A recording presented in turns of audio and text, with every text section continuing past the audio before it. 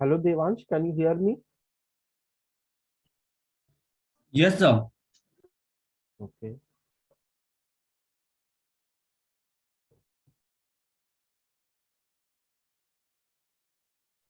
कुछ क्वेश्चंस वगैरह में है डाउट प्रोबेबिलिटी में?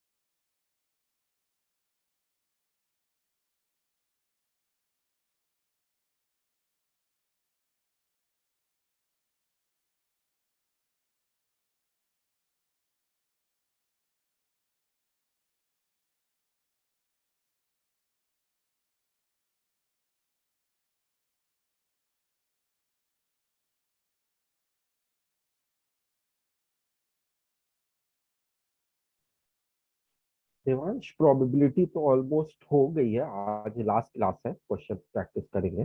तो इसके बाद और कोई चैप्टर है जो करना है? स्टैटिस्टिक्स तो शायद सिलेबस में नहीं होगा अभी, और एक मैथमेटिकल रीजनिंग, वो भी सिलेबस में नहीं है या Yes, कर? ओके।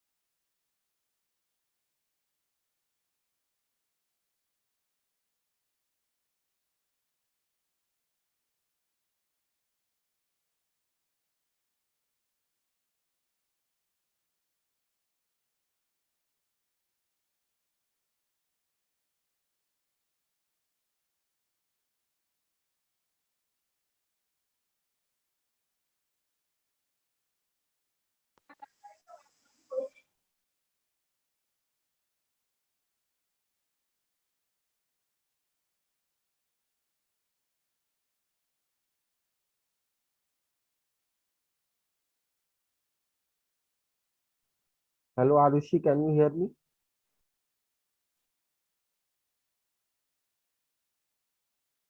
Yes sir. ओके। तो आज लास्ट क्लास है प्रोबेबिलिटी की। इसके कुछ क्वेश्चंस हम लोग डिस्कस करते हैं, और अगर तुम्हारे डाउट्स हैं तो तुम भी वो पूछ सकती हो।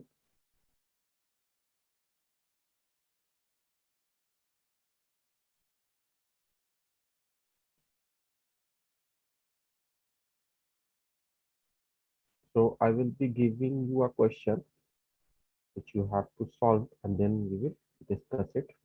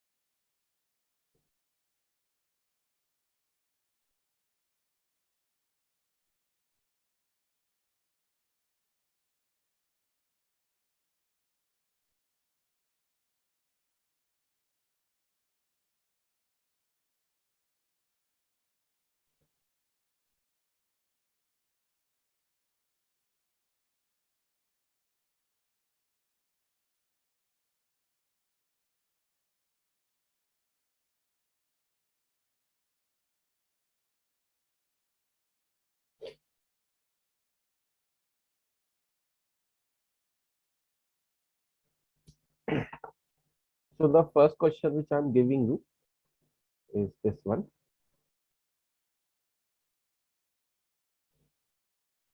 Four candidates A, B, C, D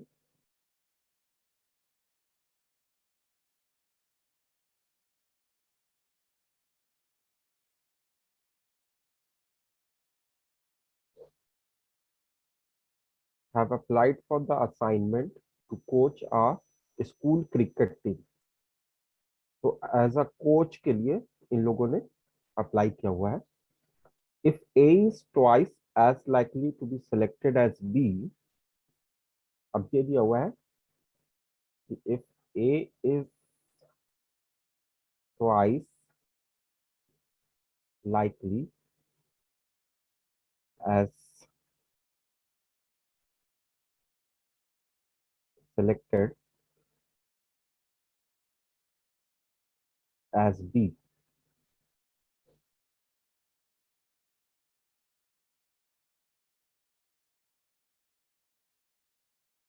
B and C have same chance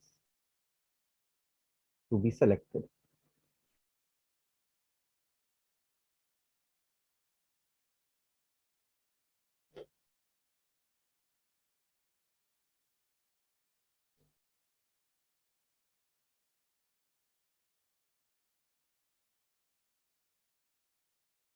C is twice likely selected as B.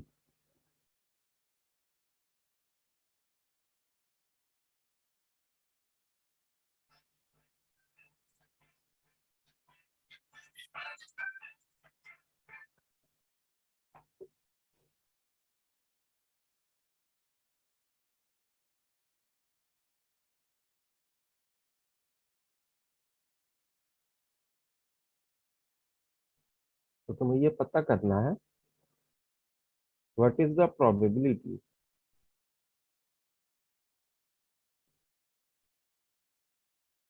that C is selected. और दूसरा पार्ट इसी क्वेश्चन में है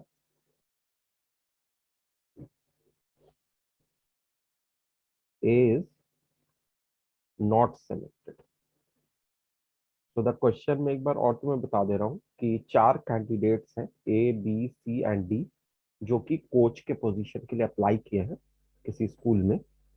अब सेलेक्ट किसी एक को ही होना है।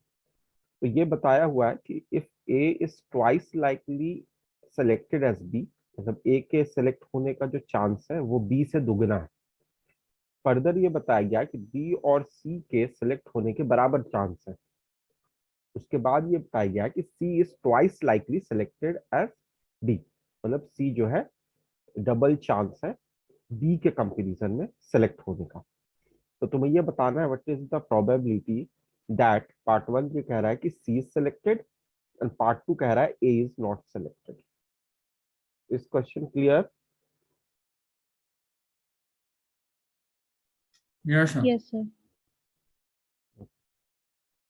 तो हिंट तो कोई खास नहीं है, मतलब जो तुमने एक्सियोमेट्रिक अप्रोच पढ़ा है इस प्रोबेबिलिटी का वही तुम्हें लगाना है। एक्सियोमेट्रिक अप्रोच में क्या कंडीशंस होती थी वो हम लोगों ने पढ़ रखी है, उसका ध्यान रखते हुए करना है।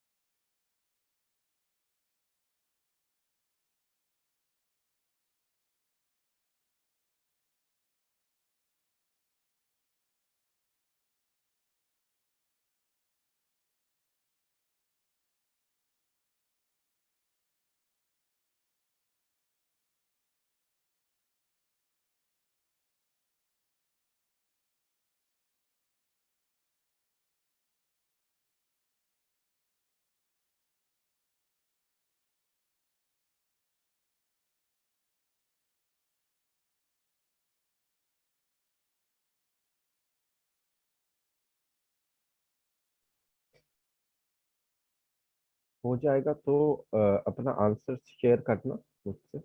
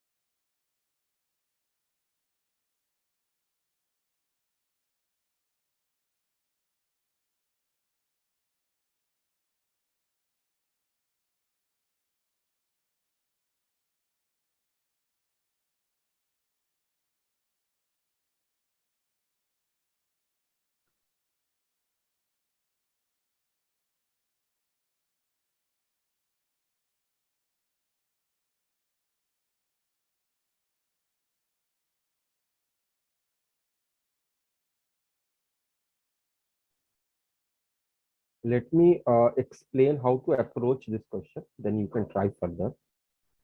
Basically, एक axiomatic approach में जो हमने पढ़ा था ना कि हर इवेंट की जो पॉसिबिलिटी है, हर सिंपल इवेंट की जो पॉसिबिलिटी है, उसको हम एक बॉक्स में लिख सकते हैं और उनकी प्रोबेबिलिटीज जो होती है वो 0 और 1 के बीच में लाई करती है और सबके जो प्रोबेबिलिटीज का सम होता है वो 1 होता है।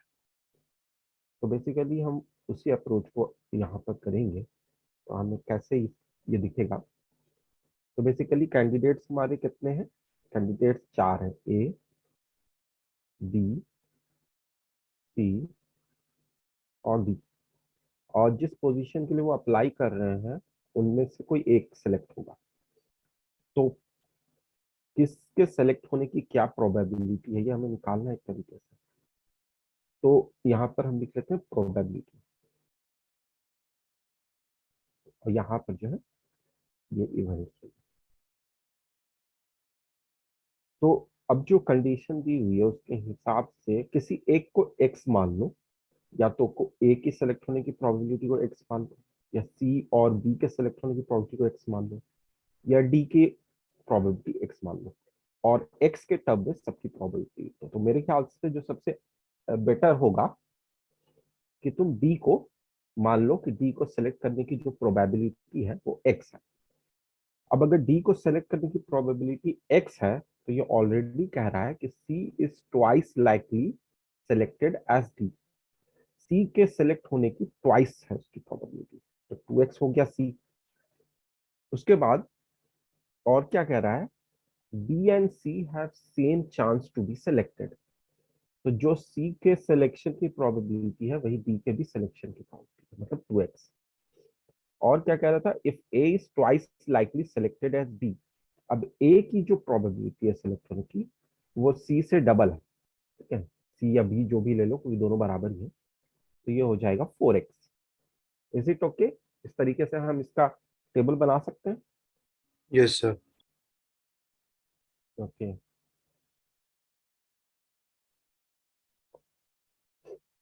और अब हम क्या करेंगे कि जो सम होगा इनका 4x plus 2x plus 2x plus x, वो क्या होना चाहिए? 1 होना चाहिए। ठीक है, टोटल प्रोबेबिलिटी जो है सारे सिंपल इवेंट्स की प्रोबेबिलिटी का एडिशन 1 होता है। तो ये हो गया 9x equal to 1, which implies x is equal to 1/9। अब जब हमें x 1/9 मिल गया तो हमें सबकी वैल्यूज पता हो गई है। तो हम यहाँ पे अगर वैल्यूज इसको लिख देंगे, 4x को 4/9, 2x को 2/9, 2x को अगेन 2/9 और x को 1/9। तो ये निकल के आ गया। अब क्वेश्चन क्या पूछ रहा है वो हम आंसर कर सकते हैं। पहला पार्ट ये कह रहा था सी इज सिलेक्टेड, तो सी के सिलेक्ट होने की क्या प्रोबेबिलिटी आ रही है? 2/9 आ रही है। पहले पार्ट का तो ये सीधा सीधा आंसर आ गया। सेकेंड पार्ट में क्या कह रहा है कि what is the probability that A is not selected. तो ए के सिलेक्ट होने की प्रोबेबिलिटी 4/9 है, तो नहीं होने की प्रोबेबिलिटी कितनी होगी? That will be 1 - 4/9। दो तरीका है, या तो 1 - 4/9 कर सकते हो जिससे तुम्हें आंसर मिल जाएगा 5/9, ऐसे भी कर सकते हो, या ऐसे भी कर सकते हो कि ए को छोड़ के जितने भी हैं बी सी डी, तीनों को ऐड कर दो। तो 2/9 plus 2/9 plus 1/9, that will also give you the same answer 5/9। तो दोनों तरीके से कर सकते हो, या तो ए के सेलेक्ट होने की प्रोबेबिलिटी को 1 से सब्ट्रैक्ट कर दो, या फिर बाकी सारे इवेंट्स की प्रोबेबिलिटी को ऐड कर दो। Is this clear?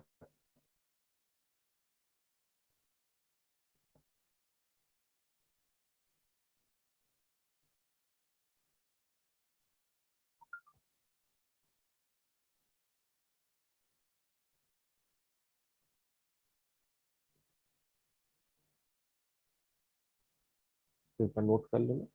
आरुषि का आंसर आ गया था अभी कुछ देर पहले ही दिया था, 2/9 और 5/9। ठीक है Arushi.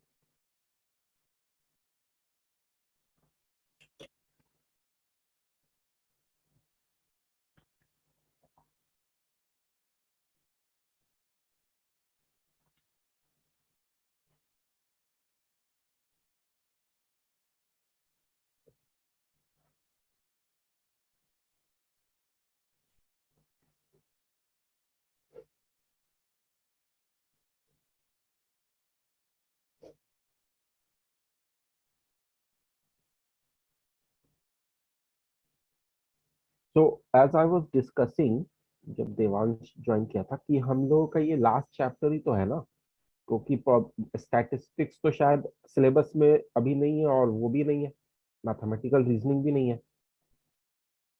M I right? Yes, sir. Yes sir. Okay, तो नेक्स्ट क्लास से हम लोग फिर रिवीजन स्टार्ट कर देंगे। Okay sir. Okay sir.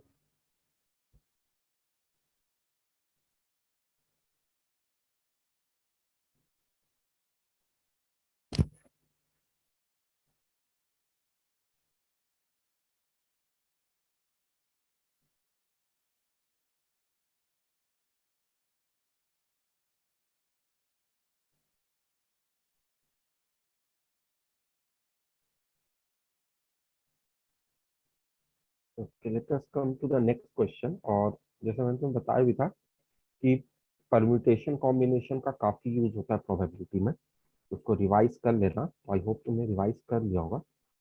तो इसमें थोड़ा सा तुम्हारा परम्यूटेशन कॉम्बिनेशन का भी यूज होगा। अ bag contains 8 red and 5 white balls.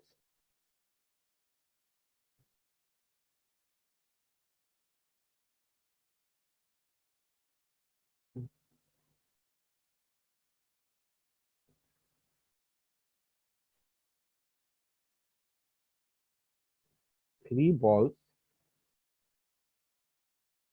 are drawn at random.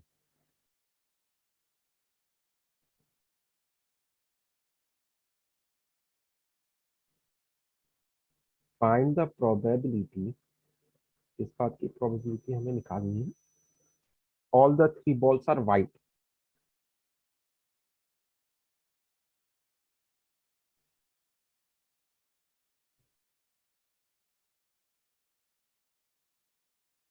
Next में है all three balls are red. और तीसरे में हमें किसकी probability निकालनी है? One ball is red and two balls are white.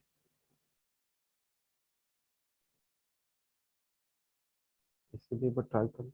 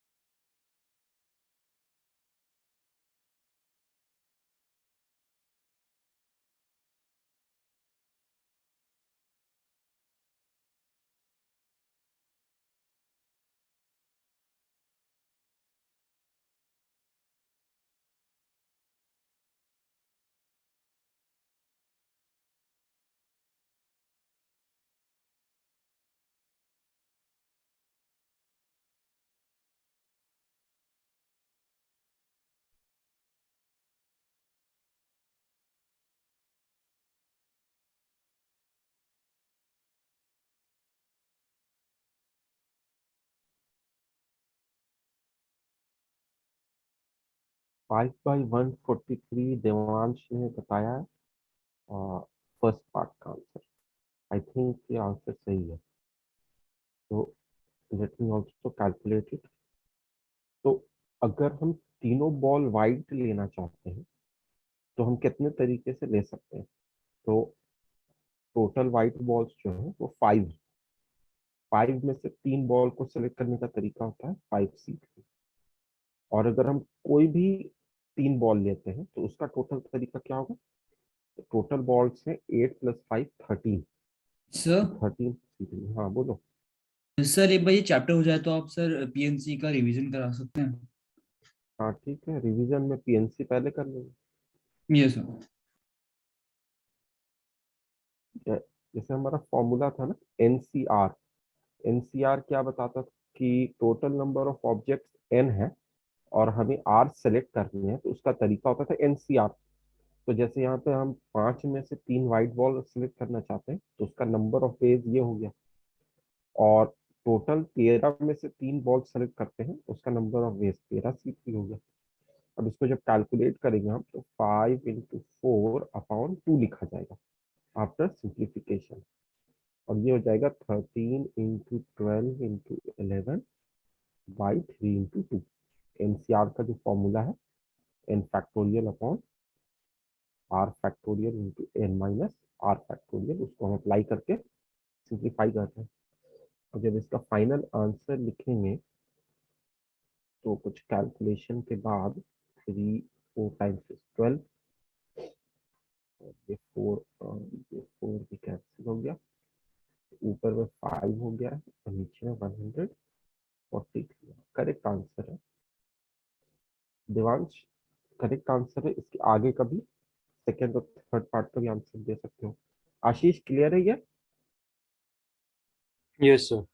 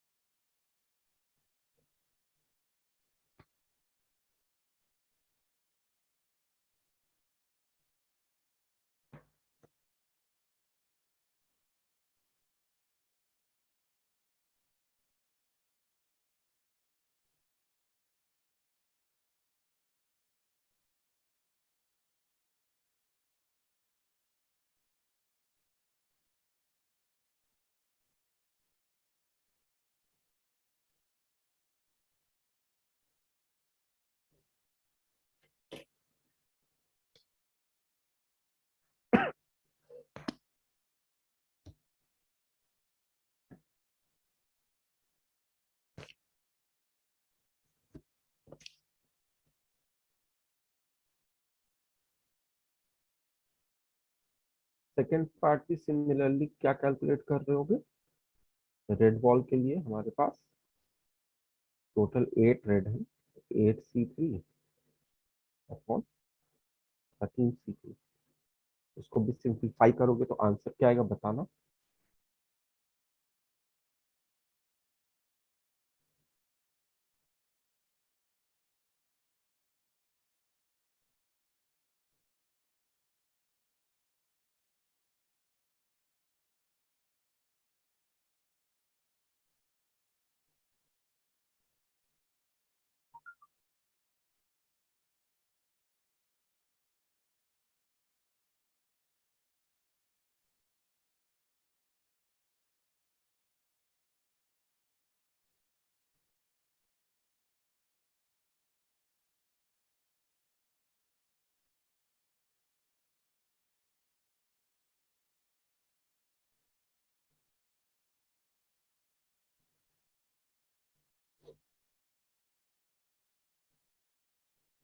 चलो, ये तो आई होप कैलकुलेट कर लोगे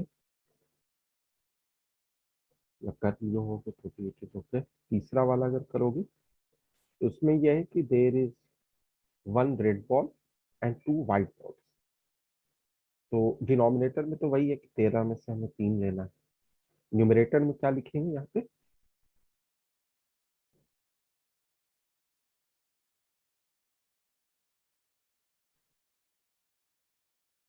रेड बॉल्स जो है वो टोटल 8 है, और हमें लेना कितना रेड बॉल है? 8। और वाइट बॉल्स 5 है, और हमें लेना है 2 वाइट बॉल्स। तो इस बात का ध्यान रखते हुए अगर हम यहाँ पे काउंटिंग करते हैं तो 8 बॉल्स में से हमें एक बॉल चाहिए, और 5 बॉल में से हमें 2 बॉल चाहिए, और इनको हम क्या कर रहे हैं? मल्टीप्लाई कर रहे हैं, क्योंकि दोनों ही हमें चाहिए, दोनों सिचुएशन होनी चाहिए। इसको भी कैलकुलेट कर लेना। नेक्स्ट क्वेश्चन में अब आ जाते हैं।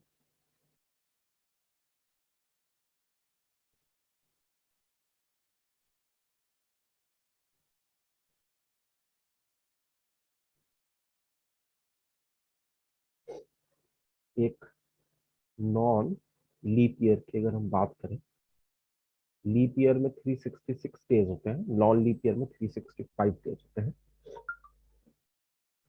What is the probability of having 53 Tuesdays or 53 Wednesdays?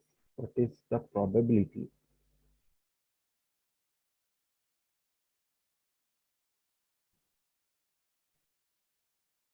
of 53 Tuesdays and 53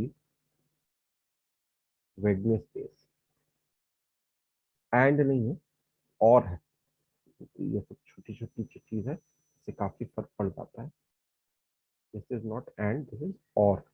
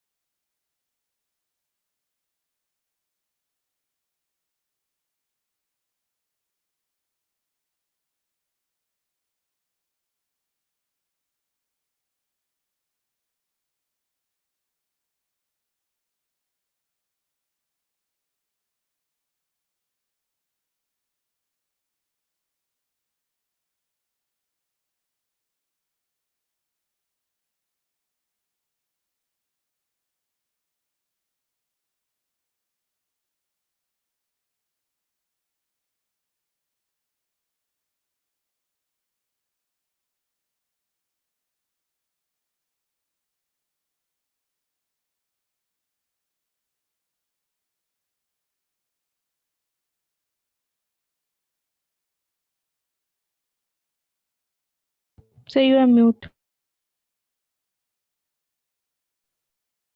sorry, actually 365 days होते हैं नॉन लीप ईयर में, और 365 डेज को हम डिवाइड कर रहे हैं 7 से, क्योंकि एक वीक में 7 डेज होते हैं। जब हम डिवाइड करेंगे तो हमें क्या मिल रहा है, कोशेंट 52 मिल रहा है और रिमाइंडर 1 मिल रहा है। इससे हम क्या कह सकते हैं कि जो नॉन लीप ईयर होता है उसमें 52 वीक्स होते हैं एंड 1 डे और होता है एक्स्ट्रा। तो इतना तो सबको पता है, 52 वीक्स का मतलब है कि 52 वीकडेज होंगे ही, और एक दिन और जो एक्स्ट्रा बचा है वो कोई और हो सकता है, मंडे से लेकर संडे तक। तो 53 ट्यूसडेज की अगर हम बात कर रहे हैं या 53 वेडनेसडेज की बात कर रहे हैं, तो इसका मतलब ये हुआ कि ये जो बचा हुआ एक दिन है, या तो ट्यूसडे हो या तो वेडनेसडे हो। तो हमारी जो प्रोबेबिलिटी है उसमें हमारे पास ये जो 1 डे एक्स्ट्रा मिल रहा है वो या तो ट्यूसडे होना चाहिए या वो वेडनेसडे होना चाहिए। तो ये दो पॉसिबिलिटीज है। और सैंपल स्पेस की क्या पॉसिबिलिटी थी? सैंपल स्पेस की पॉसिबिलिटी थी कि Monday, Tuesday, Wednesday, Thursday, Friday, Saturday, Sunday, इन 7 में से कोई भी दिन हो सकता है। ये जो एक्स्ट्रा डे है ये इन 7 में से कोई भी दिन हो सकता है। और जो जो फेवरेबल इवेंट है वो ट्यूसडे या वेडनेसडे, मतलब 2 है। तो हम क्या कहेंगे, number of favourable events that is 2 by total number of events in the sample space, which is 7. So our probability is 2 by 7, which is the answer. Are you getting this? Yes, sir. अब इसी question को मैं थोड़ा सा change करके slide से change कर दे रहा हूँ। मैं ये कह रहा हूँ कि if it is not a non leap year but if it is a leap year, अगर ये लीप ईयर होता तो उस केस में इसी इसी की प्रोबेबिलिटी हम अगर निकालते तो क्या आती?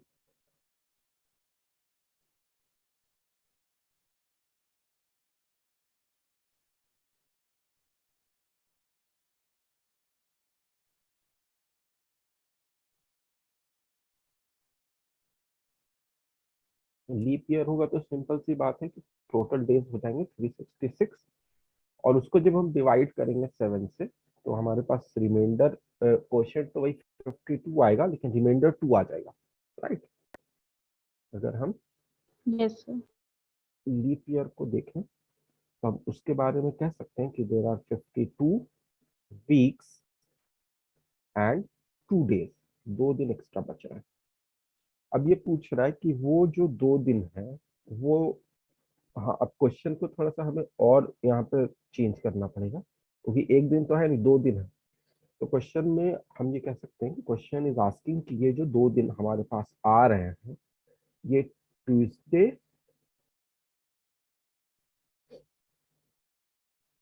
और वेंसडे, दोनों में से कोई एक, दोनों में से कोई एक इन 2 डेज में होना चाहिए, ये क्वेश्चन कह रहा है। ट्यूसडे और वेडनेसडे में से एनी वन शुड अकर। जैसे मान लो वेडनेसडे थर्सडे हो सकता है, या मंडे ट्यूसडे हो सकता है, या ट्यूसडे वेडनेसडे हो सकता है, लेकिन हम वो कॉम्बिनेशन तो नहीं लेंगे जो कि इन दोनों में से कुछ भी नहीं अपने अंदर रखा है। Getting my point? Yes, sir. तो उस केस में जब हम इसका प्रोबेबिलिटी निकालेंगे तो बताओ क्या आएगा।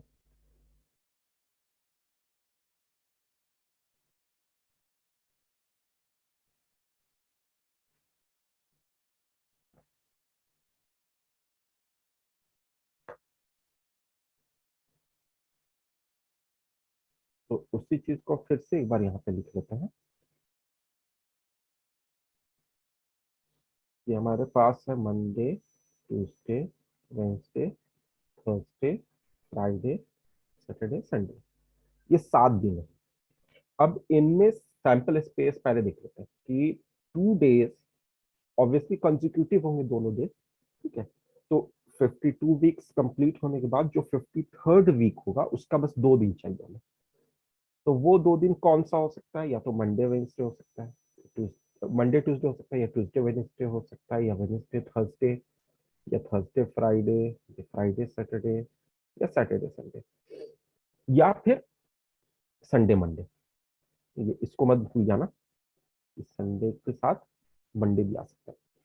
तो टोटल पॉसिबिलिटीज अगर हम देखें तो 1 2 3 4 5 6 7, 7 पॉसिबिलिटीज है। अब इसमें से हम वो पॉसिबिलिटी चूज करेंगे जो फेवरेबल है। और फेवरेबल क्या है?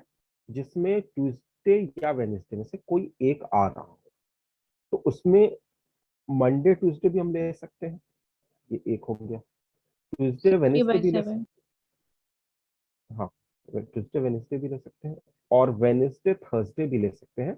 ये तीन हम ले सकते हैं, जिसमें से या तो मंडे ट्यूसडे में ट्यूसडे आ रहा होगा, ट्यूसडे वेनेसडे में दोनों ही आ जाएंगे, और वेनेसडे थर्सडे में अगेन वेनेसडे आ जाएगा। उसके बाद अगर हम कोई दो कंजिक्यूटिव लेते हैं तो उसमें ना ट्यूसडे होगा ना वेंसडे होगा। तो we have 3/7 which is the answer. Yes sir.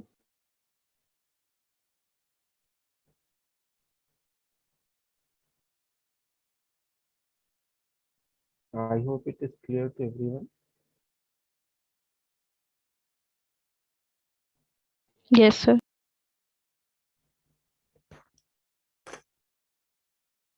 Let us come to the next question.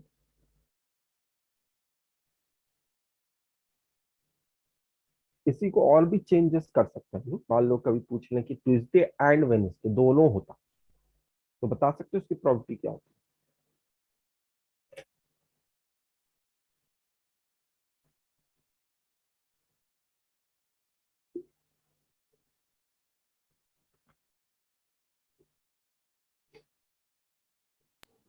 1/7। है? सही है, 1/7।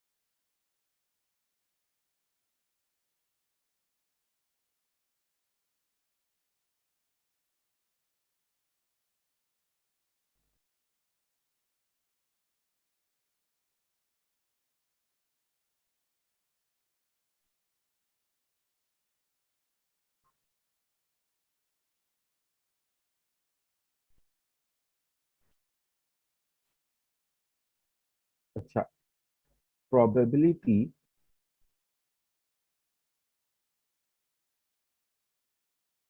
that at least one of the events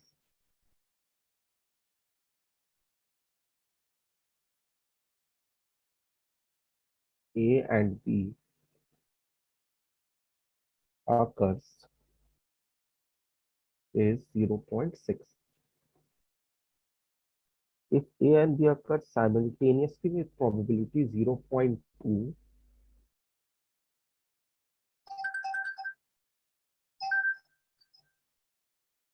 एक मैं एक फोन कॉल रिसीव कर।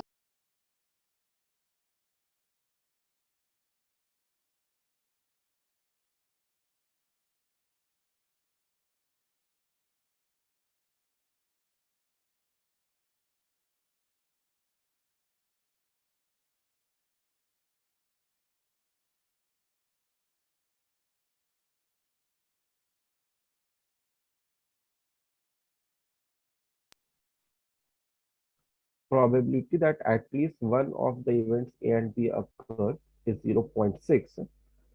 If A and B occur simultaneously,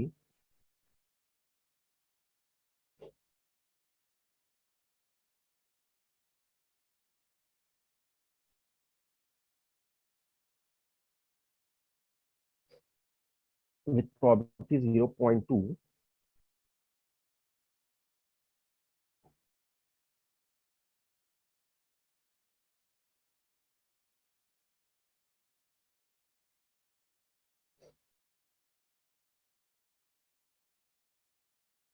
then PA complement plus PB complement is equal to क्या होना चाहिए?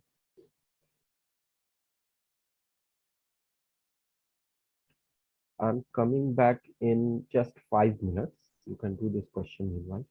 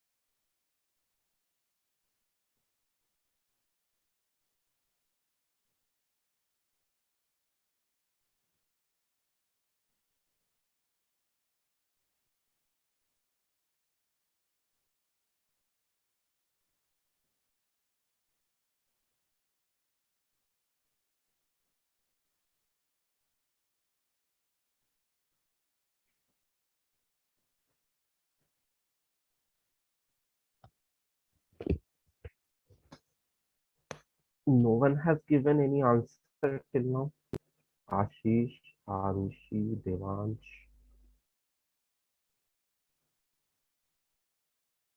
ये तो बस तुम्हें जो वर्ड प्रॉब्लम है उसको मैथमेटिकली इक्वेशंस में कैसे लिखना है ये पता होना चाहिए ना। तो अगर हम ये कह रहे हैं कि at least one of the events A and B occurs, तो यहाँ पर हम क्या कहेंगे? क्या इसका 0.6 को मैथमेटिकली हम किससे डिनोट करेंगे? अच्छा, आरुषि ने आंसर दिया है 1.2। ओके, इसमें हम क्या करेंगे? ये जो 0.6 है that is actually probability of A union B, क्योंकि ए यूनियन बी में इफ यू रिमेम्बर सेट्स में भी हमने किया था, ए यूनियन बी अगर हम करते हैं तो इसका मतलब ये होता है कि या तो इवेंट ए हो रहा होगा या इवेंट बी हो रहा होगा, या ये भी हो सकता है कि दोनों हो रहे हो। ठीक है, तो ये पूरा जो शेडेड रीजन है ए यूनियन बी कहलाता है, and that is what they are saying कि at least one of the events A and B occurs, तो या तो ए हो रहा होगा या तो बी हो रहा होगा, या हो सकता है दोनों भी हो जाए। तो probability of A union B 0.6, and if A and B occur simultaneously तो उसको हम क्या कहते थे? ए इंटरसेक्शन बी, दोनों एक साथ जो हो रहा है वो प्रोबेबिलिटी ये कह रहा है कि 0.2। और अब तुम्हें ये निकालना है कि probability of A complement plus probability of B complement क्या है। इसके लिए आप क्या करेंगे? तो probability of A complement is equal to 1 minus probability of A, ये तो हमारा यूनिवर्सल रूल है, हमें पता ही है। और प्रोबेबिलिटी ऑफ बी कॉम्प्लीमेंट क्या होता है? वो भी सिमिलरली हम क्या लिखेंगे? 1 माइनस प्रोबेबिलिटी ऑफ बी, क्योंकि दोनों का सम 1 होता है, या तो ए होगा या तो ए नहीं होगा। वैसे ही या तो बी होगा या तो बी नहीं होगा। दिस विल बी 1 माइनस, हाँ, तो अब हमें P A complement plus P B complement जो निकालना है वो हो जाएगा 1 minus P A plus 1 minus P B. तो 1 प्लस 1 तो हो गया 2, और ये हो गया minus P A minus P B. और एक और रूल हमें पता है, दैट इज एडिशन रूल, कि P of A union B is equal to P A plus P B minus P of A intersection B. इसको अगर हम इस तरीके से लिखना चाहें तो भी हम लिख सकते हैं कि probability of A union B plus probability of A intersection B is equal to P A plus P B, ऐसा लिख सकते हैं। तो this P A plus P B को अगर हम यहाँ पर माइनस लेने के बाद P A plus P B को लिखें तो हम उसको ये कह सकते हैं कि P A plus P B is nothing but P of A union B plus P of A intersection B. तो ये क्या हो जाएगा? P of A union B which is 0.6 and P of A intersection B which is 0.2, ऐसा लिख सकते हैं। तो P A plus P B जो था उसको हमने P A union B plus P intersection B, और उसकी वैल्यू हमें पता थी तो हमने 2 माइनस 0.8 हो जाएगा which is 1.2। Correct answer Arushi.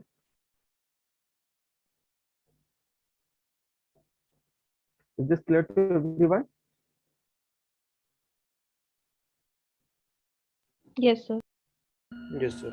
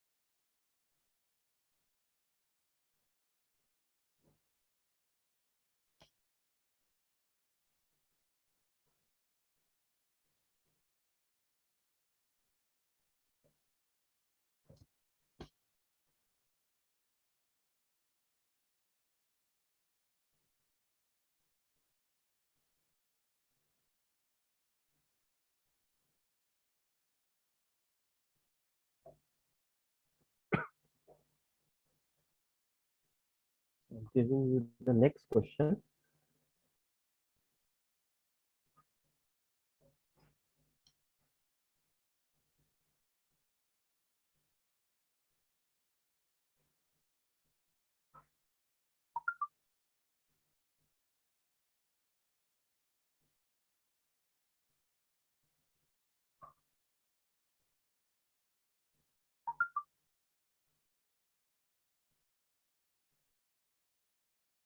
We have to choose an integer from 1 to 1000.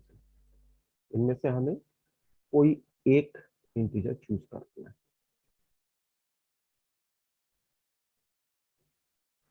अब ये कह रहा है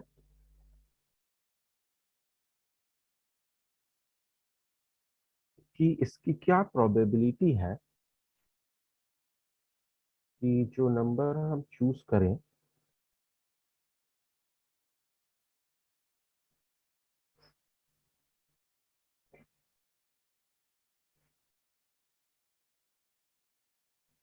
वो या तो मल्टीपल ऑफ 2 हो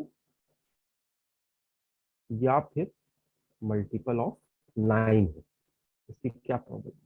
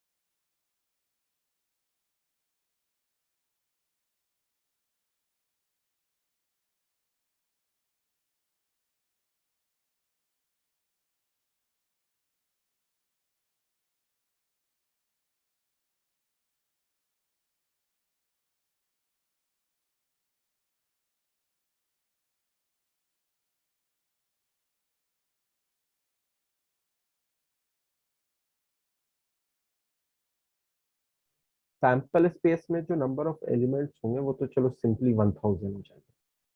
1000 में से ही तुम्हें किसी एक को लेना है। तो प्रॉपरली लिखोगे तो ये लिख सकते हो 1000C1, which is actually nothing but 1000. अब न्यूमरेटर में what are the number of elements जो कि मल्टीपल ऑफ 2 या फिर मल्टीपल ऑफ 9 हो।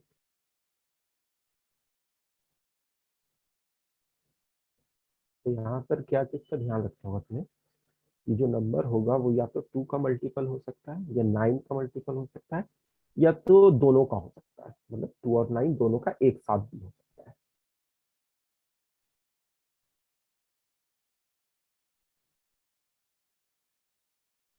बेसिकली इसको जब तुम कैलकुलेट करोगे, अभी कर रहे हो या बता दो?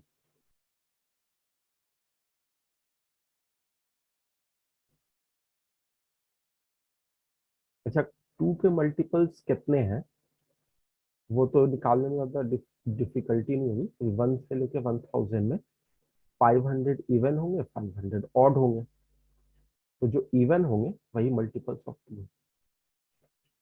अच्छा, मल्टीपल ऑफ 9 कैसे निकालेंगे? तो मल्टीपल ऑफ 9 निकालने के लिए हम क्या कर सकते हैं कि 1000 को 9 से डिवाइड कर दो, 919, 1 बचा 0 डाला, 919, 1 बचा 0 डाला, 919, अब 1 बचा 0 नहीं डाल सकते।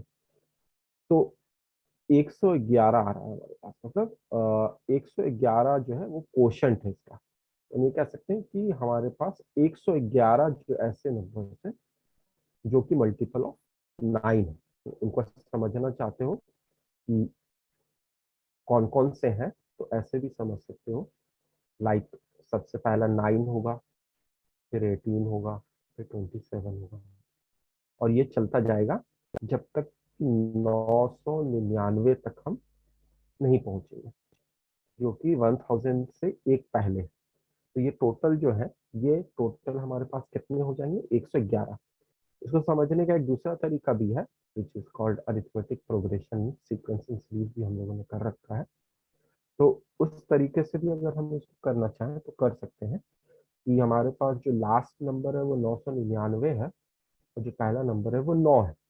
तो टोटल कितने नंबर्स हो गए, तो उसको हम निकालने के लिए क्या कहेंगे कि last element is equal to first element plus number of elements minus 1 into common difference which is also 9। AP का फॉर्मूला था। तो इससे हमें क्या मिल जाएगा, 999 minus 9 upon 9 is equal to n minus 1, which means इधर जो लेफ्ट में आएगा तुम्हारे पास 999 minus 9 will be 990, and 990 by 9 अगर हम करेंगे तो 110 हो जाएगा। तो 1 को जब उधर ले जाएंगे तो ये 111 हो जाएगा। तो इस तरीके से भी कर सकते थे, जैसे यहाँ पे मैंने डिवीजन किया है उस तरीके से भी कर सकते थे। अब क्वेश्चन ये आता है कि जो फेवरेबल नंबर ऑफ इवेंट्स होंगे, क्या वो 500 प्लस 111 होंगे या कुछ और होंगे, बताओ।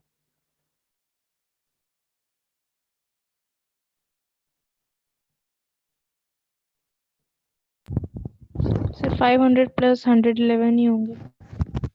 लेकिन इसमें ऐसा नहीं होगा, जैसे जो नंबर एक साथ 2 और 9 दोनों का मल्टीपल है वो हम डबल काउंट कर ले रहे हैं। जैसे 18 है, तो 18 तो जब हम 2 के मल्टीपल काउंट कर रहे थे तो भी 18 को लिया, और जब हम 9 के मल्टीपल को काउंट कर रहे थे तो भी 18 को लिया। तो ये तो 2 बार काउंटिंग हो गई है। इसी तरीके से जैसे आगे नंबर 36 है, तो ये भी 2 बार काउंटिंग हो गई।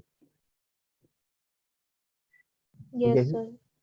तो यही चीज के लिए हम लोग एडिशन थ्योरम पढ़ते थे कि हमें यहाँ पे निकालना क्या है, मल्टीपल ऑफ 2 और मल्टीपल ऑफ 9। मतलब अगर तुम कहो कि ये वाला ए इवेंट है, ये वाला बी इवेंट है, तो हमें निकालना है ए यूनियन बी में कितने नंबर ऑफ एलिमेंट्स हैं।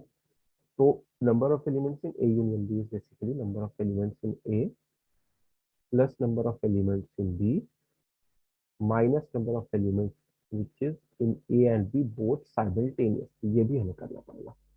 तो बस हम 500 प्लस 111 नहीं करेंगे, 500 प्लस 111 माइनस उनको हटा देंगे जो कि एक साथ दोनों हो रहे हैं, क्योंकि उसकी डबल काउंटिंग हो जा रही है ना। तो जो एक साथ दोनों हो रहे हैं वो कौन कौन से हैं, अगर वो देखना चाहो अब तो आइडिया लग गया होगा तुम्हें कि 18 will be the first number which will be a multiple of 2 as well as 9। उसके बाद 36 आएगा। इस तरीके से हम बढ़ते चले जाएंगे। लास्ट नंबर जो आएगा 999, तो 9 से है लेकिन 2 से नहीं है, तो इससे पिछला वाला जो होगा वो 990 होगा। तो 990 will be the last number which will be simultaneously divisible by 2 as well as 9। अब इसमें टोटल एलिमेंट्स कितने हो गए फिर हमारे पास, last element is equal to first element plus number of elements minus 1। यहाँ पे मैं m ले ले रहा हूँ, कॉमन डिफरेंस इज 18 पे इंक्रीज कर रहे हैं। इसकी भी वैल्यू ऐसे कैलकुलेट करेंगे तो 990 इधर का तो तुम्हारा 18 और माइनस 18 कैंसिल हो जाएगा, और 18 से डिवाइड कर देंगे तो m की वैल्यू जो आ जाएगी 990 बाई 18 हो जाएगी, which will be equal to 18 into 5 90 90 55 55 ऐसे नंबर होंगे, तो हम 55 को कर देंगे सब्ट्रैक्ट, तब जाके जो हमारा वैल्यू आएगा विच विल बी 611 माइनस 55, ये हो जाएगा 556। ये हो गया नंबर ऑफ फेवरेबल इवेंट्स। तो हमारा आंसर अब हो जाएगा 556 अपॉन 1000। अब इसको प्लस सिंप्लीफाई करके लिख दो। लेट मी सी इसमें क्या दिया हुआ answer.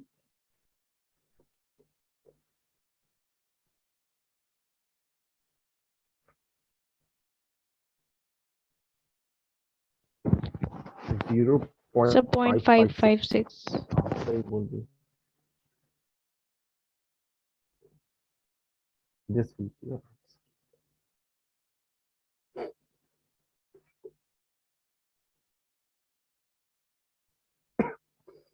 Is this clear to everyone? Yes sir. Yes, sir. Yes, sir.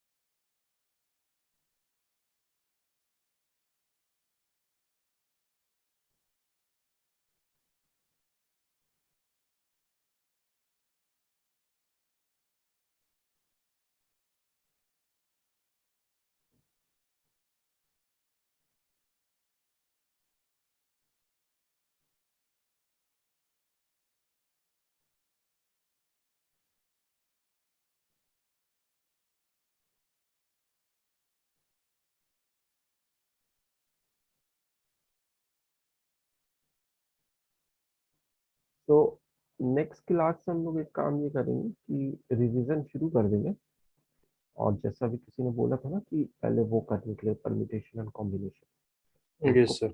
को कर लेंगे पहले। तो उसके लिए क्या होगा कि रिवीजन में सारा कुछ फिर से नहीं बताया जाएगा, वो तुम्हें अपने से करना होगा। मेनली वो टॉपिक्स जो थोड़ा सा डिफिकल्ट है उनको मैं हो सकता है कि बता दूं अलग से, लेकिन जो बेसिक टॉपिक्स हैं वो सारे के सारे तुम्हें रिवाइज करने हैं, और क्वेश्चंस हम लोग उस पर ज़्यादा फोकस करेंगे। तो जब भी नेक्स्ट क्लास के लिए आओगे, परसों की क्लास के लिए, तो परम्यूटेशन एंड कॉम्बिनेशन पूरा करके आना। Okay, sir. Okay, sir.